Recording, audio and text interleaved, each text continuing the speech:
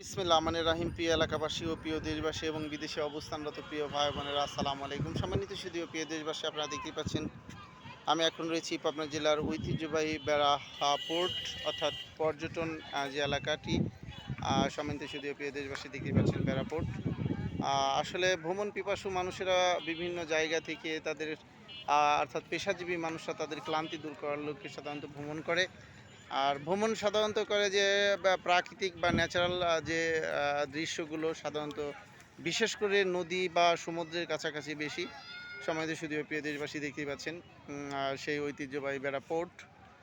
বিভিন্ন স্থান থেকে পর্যটকরা আসে তাদের একটু ক্লান্তি দূর করার জন্য। বিভিন্ন ব্যবসায়ী একঘেয়েমি যারা সবসময় ব্যবসা বাণিজ্যের সঙ্গে জড়িত, তারা তাদের ক্লান্তি দূর করার জন্য আসেন। সুন্দর একটি জায়গা দেখতে পাচ্ছেন বসার জন্য।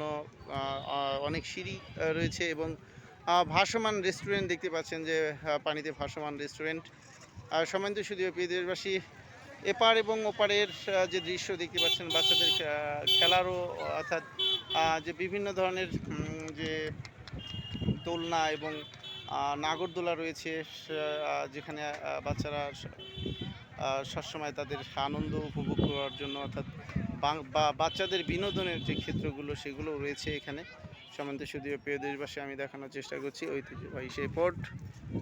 বিভিন্ন জায়গা থেকে ঘুরতে এসেছে এবার এই পোর্টে। আমি দেখানোর চেষ্টা করছি।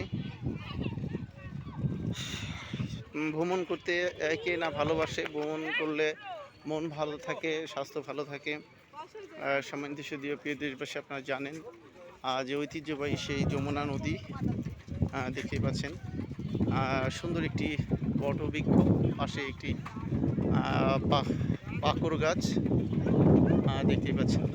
ন্যাচারাল একটি দৃশ্য, প্রাকৃতিক সৌন্দর্যে ভরপুর বেড়া পোর্টের আশেপাশ দেখতেই পাচ্ছেন। সম্মানিত সুধীয় প্রিয় দেশবাসী, আমি দেখানোর চেষ্টা করছি বিভিন্ন স্থান থেকে। আমি আগেই বলেছি যে বিভিন্ন স্থান থেকে পর্যটকরা আসছেন। বিশেষ করে ব্যবসায়ীরা, যারা ব্যবসায়ী তাদের পেশাজীবিত থেকে বের হয়ে অর্থাৎ তাদের ক্লান্তি দূর করার জন্য সাধারণত তারা ভ্রমণ করে থাকেন।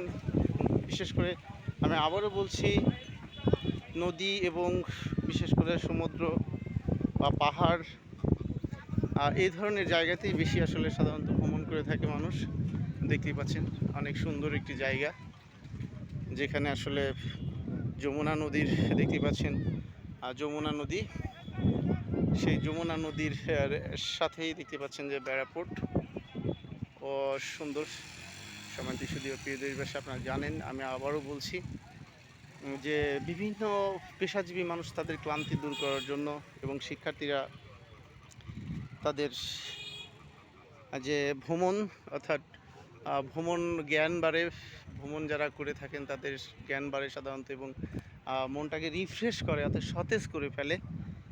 দেখতে পাচ্ছেন বিভিন্ন মাছের নৌকা, দিনে ঘুমাচ্ছে, রাত্রে তারা বের হবে মাছ মারতে। সম্মানিত সুধীয় প্রিয় দেশবাসী, দেখানোর চেষ্টা করছি অসাধারণ পরিবেশ, অসাধারণ প্রাকৃতিক পরিবেশ। আসলে আকাশ মেঘাচ্ছন্ন দেখতেই পাচ্ছেন।